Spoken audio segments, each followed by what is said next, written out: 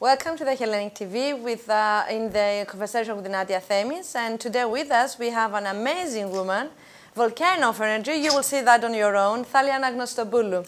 Welcome, Thalia. Thank you for being with us today. Thank you very much for having me, Nadia, and for being able to pronounce my surname. Oh, yeah. It's not a daily occurrence. Yeah, it's not. I know the feeling. Mine is too long too. Good that we are both Greeks. It is. Thalia, I will say a few titles that you have. Thalia, really, you are very talented, and our audience will have the chance to listen to that and be themselves the artists to see that. You are mentoring practitioner, relationship manager, and currently professional mentoring leader at the University of London. Yes. I missed anything, please? No, City University of London.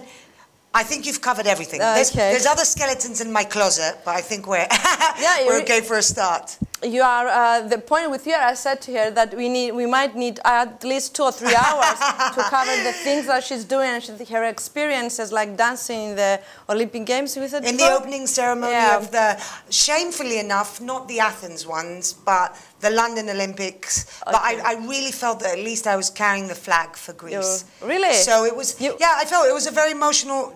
Would you like me to touch upon it? Yeah. So it was a very emotional moment because obviously, I'm half English, half Greek, and I feel very proud of both heritages. And the Olympics, whenever you hear the Olympics, you always imagine the flame, all the beautiful, we think of modern day Greece, things that are happening, and we forget the seeds that we have planted for the rest of the world. Every civilization has sort of given something to society, but I think ours in particular really celebrates the power of human beings. And I think the Olympics is a representation of that. So I was really happy. I sort of fluked myself into the dancing, but I went ahead with it.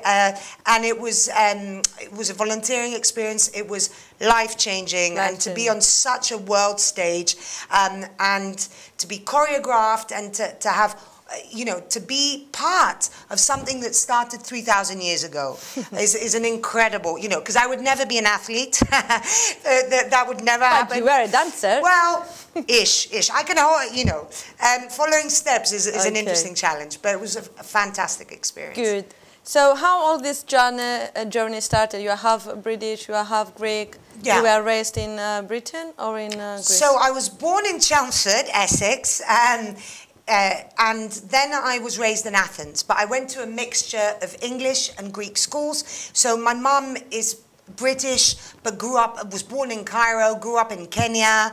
My dad left Patras when he was 17 years old, came to London.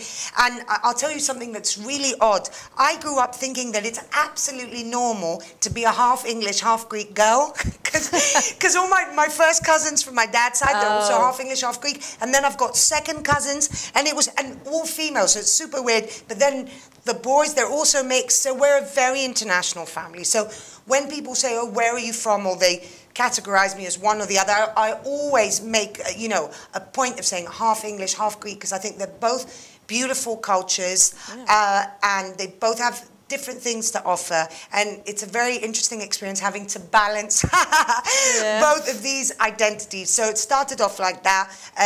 My parents are fantastic individuals, really sort of open-minded and just absorbing. So then I went to university, I went to Plymouth University, and I did a degree in politics with international relations. So my dad, I wanted to be an actress. That was always my thing. And my dad said, well, let's go for something similar, but a bit more professional. So why don't you study politics? So I did that, and I did other things on the side, again, always with people. And I think I always had this feeling that I had to facilitate things and bring people together. And again, I credit my parents for that, because they're very open, happy, sociable people. Definitely you're a people person, that's for sure. Well, surprisingly enough, I don't know if you're familiar with the Myers-Briggs test. I do recommend people doing it. It's not a tool. All the psychologists out there will wring my neck. But it's a very fun thing to do. Myers-Briggs test. It gives you preferences. And shockingly enough, I came out as an extrovert. I think you should try doing it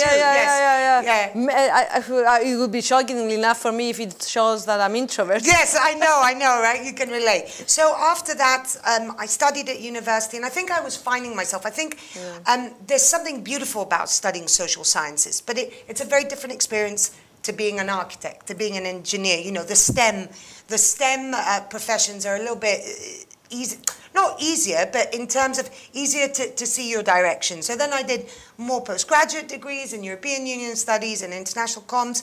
I started a PhD on gender equality in the workplace at the University of Newcastle, but for various reasons I decided not to continue it, but it was a fantastic experience. I taught, you know, at 23 years old I was teaching seminars, and then I spent a year in Budapest. So in Budapest, I was doing research for said PhD, but I found out so much about the continent that I wasn't aware of, and the way women are viewed as well, you know, very interesting. So what do you think, because I'm very interested about gender equality, what do you think?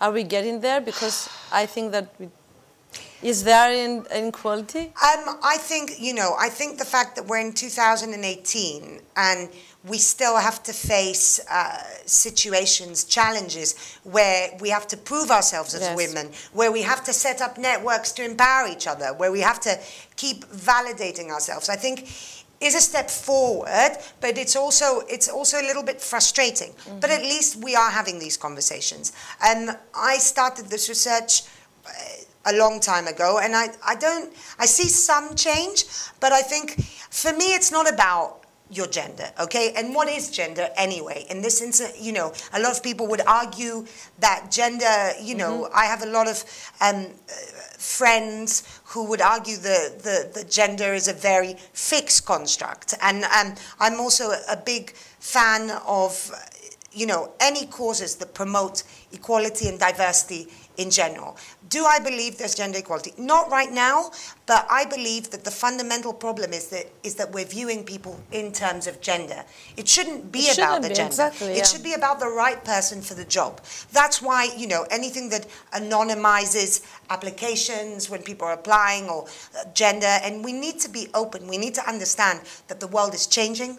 The language that we use when we talk about gender is very different. There are a lot of people who, you know, were born in a way that they were viewed by other people in a different way to what they feel, you know. I don't want to talk about that much because I don't have enough knowledge, but it is a cause that I'm very interested in. But you said empowerment, so I will proceed from that. So maybe that turns you to mentoring? Because now you are focusing on programs, design and mentoring? Yes. So empowering people, equality and diversity spans across everything. So empowerment is the alpha and the omega of anything that we do. I think a support mechanism, it may sound extremely basic, you know, but having a mentor, having a guide is training. Okay, so there might be an athlete out there doing all sorts of, you know, heavy weightlifting and powerlifting and track and field, but having someone to bounce ideas off is the biggest empowerment platform of all. It's massively, you know, it's a massive form of development and success in America, in North America, and in Australia. I was reading an article about universities and the government in Australia thinking that it should become mandatory for specific departments and science departments to have mentoring as part of the curriculum. So yes, so that's what led me to mentoring. Well, in actual fact, when I decided to leave the PhD, I gained a job in outreach, again at City University of London, and there was a small element of that role that was called professional mentoring, and it was specifically designed for students from ethnic minorities, excuse me.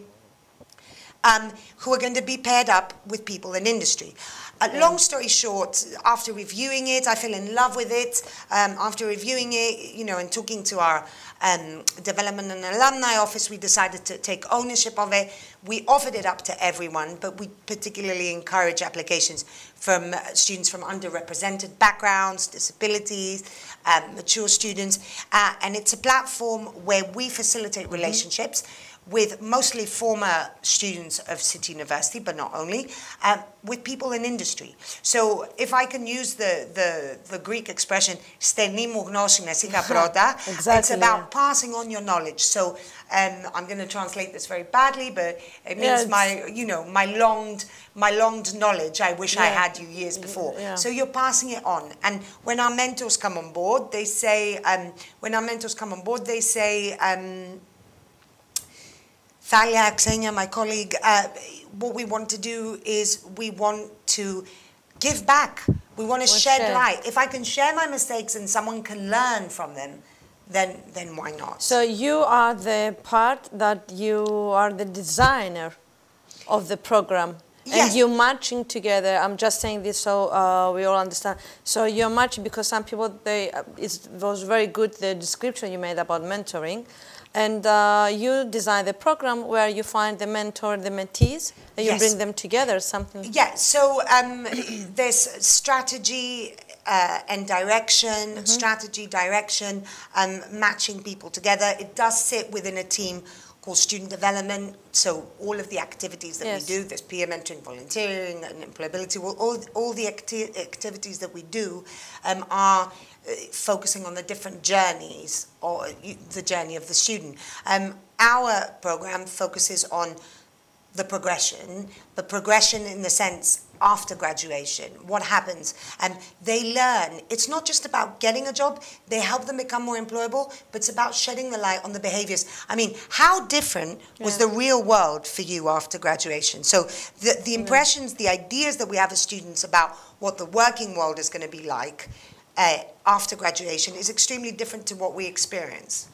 So it's not by the book. It's not by the book, and there's so much of the behaviors that you need to employ to be successful in work that you don't actually learn at university. You learn the academics, which are absolutely fantastic, but this is they're like the gatekeeper to the working world. But I believe in mentoring relationships of all sorts. I've done quite a lot of work consulting women's networks and the training and empowering, and mentoring is an incredible tool. Have you been a mentor yourself or a mentee yourself, Nadia? Yeah, I have few mentees actually. Yeah. Yeah, and I was mentored. I was a mentee myself. Yeah. What's the biggest reward for you as a mentor?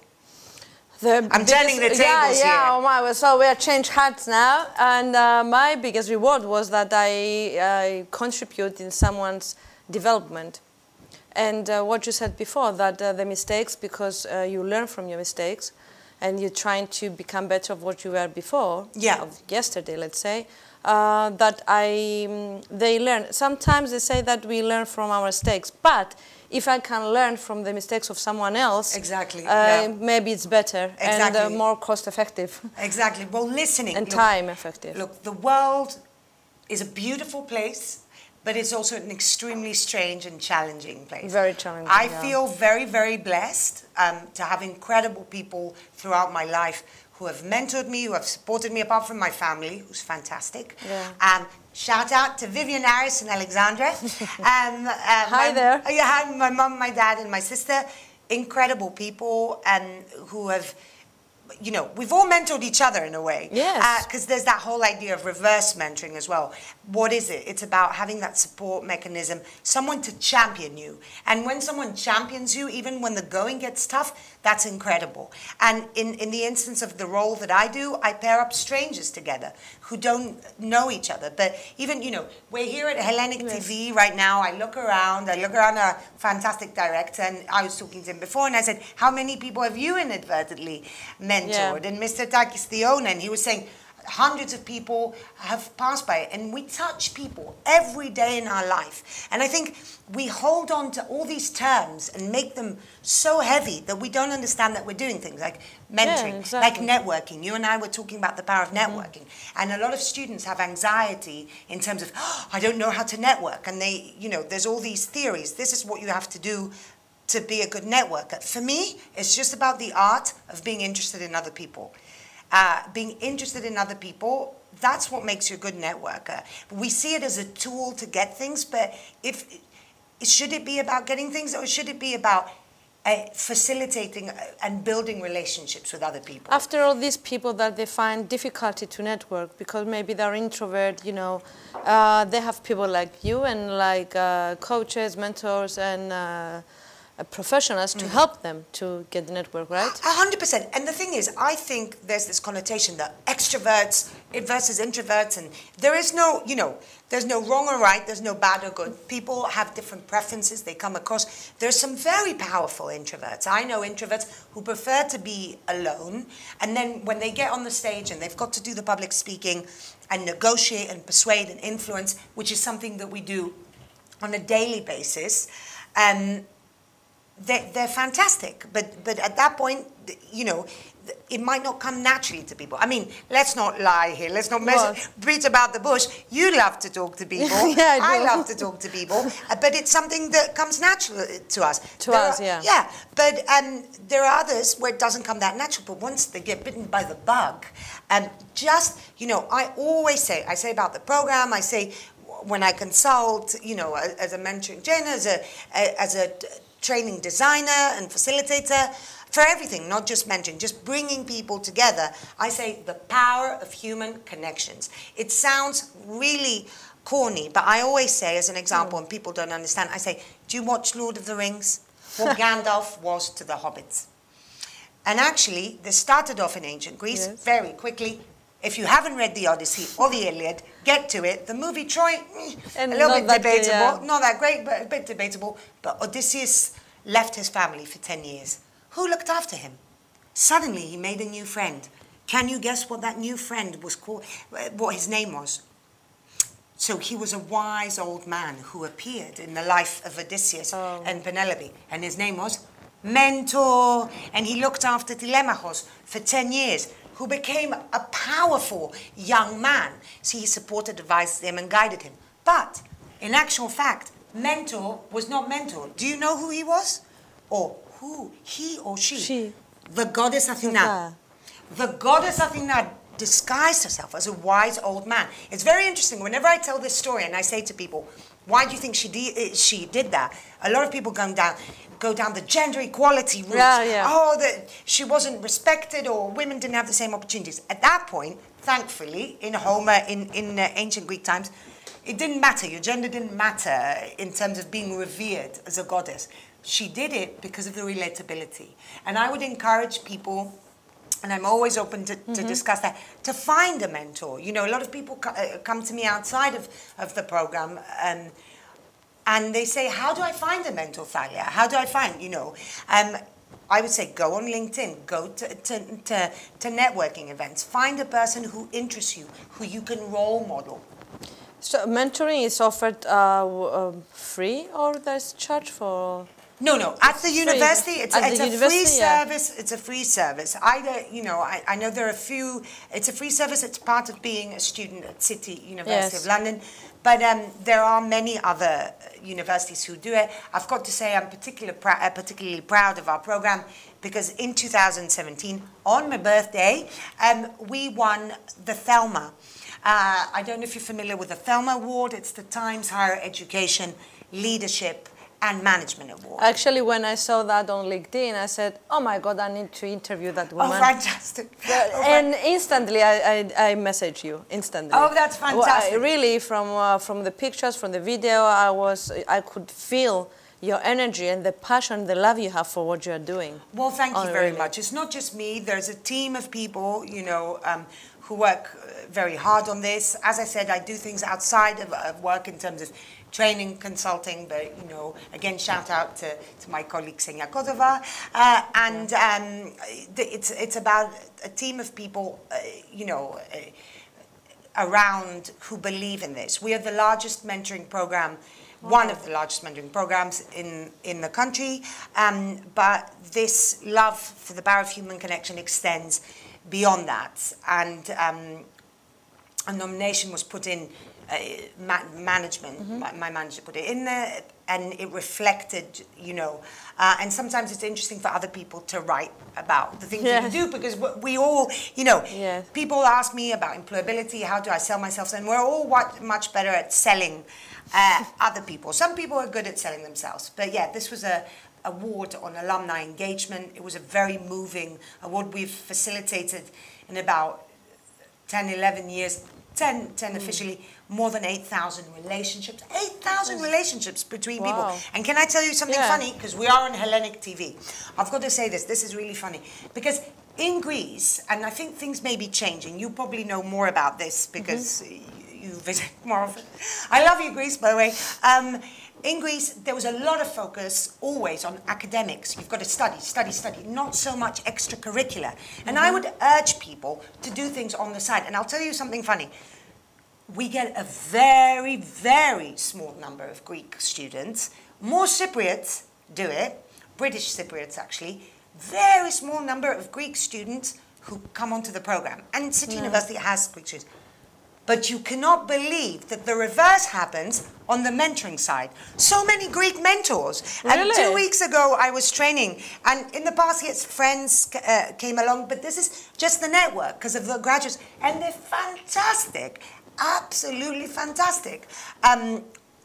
One of the current winners, another shout out, Yannis Psomadakis, a Greek expert. He won Mentor of the Year. I was so happy. I mean, all our mentors, let me be clear, I love you all. They're all absolutely incredible. But I just thought it was interesting because mentoring sort of originated in Greek teachings, and we don't know about this, but our students are not getting as involved. And I think, I don't know if you agree with this, with the extra things, but after they graduate and they see that all the world has to offer, the Greek mentors are on it. And someone keeps saying to me, Thalia, do you have like a hotline to the Greek community? Come on board as mentors. But we are givers. We want to help. We're givers.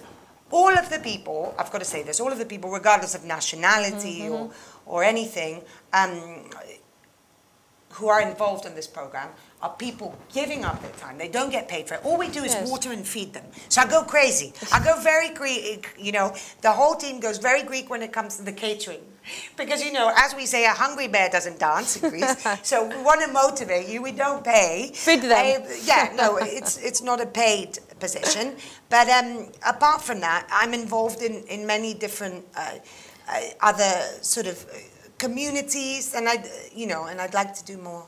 So someone can hire you, except the university that you are, the City University, someone can hire you to provide them the design, to design a program for mentoring. Well, it's beyond, I can consult, it's not, that mentoring aside, because mentoring is my place of work, it's anything that has to do with relationship management. It's not, I happen to work in mentoring, and it's something that I care about, but I'm a big believer. It's part of it, of what you are doing. Yes, but I also do a lot of training on the side. I love to be able to develop an idea. So you might call it business development, but I would call it relationship development. So if you come to me with an idea and say, I want to set up a network, I want to set up a group, I want to put on an event, I love to be able to give my 2 cents, you know, in terms of bringing people together. So this is a very strange way of saying, so a consultant on bringing people together. No, but you're a facilitator. You're facilitating connections, networkers, and just celebrating. Listen, I don't want to get heavy, but we live in very trying times. You know, many times we get very sort of, you know, we talk about our problems on a daily basis, and a lot of them are, you know, without negating that every person's problem is their problem, first world problems. There are people who, you know, I'm going to try and avoid becoming really political, but, you know, there are things going on around this world that shouldn't be happening. And I think, you know, a lot of people detach themselves, or else we'll go crazy, you know, or all go fight another person's war. But anything we can do to enable and empower another person has a knock-on effect. a domino effect. Of course. And what I like to do is get involved with people. Any way that I can help is precious to me. So, but you know, again, I don't do any of this on my own. You know, I'm lucky enough to be surrounded by absolutely fantastic people, and I'm always interested in new businesses. I'm always interested in new businesses with you know, getting involved with people, and sort of branding. How do I promote myself? You know, that whole idea. But I think you come from the same ethos. We do. Just, I want to help. If I can, I want to help. And if I put a smile on the person's face. Where do we find you?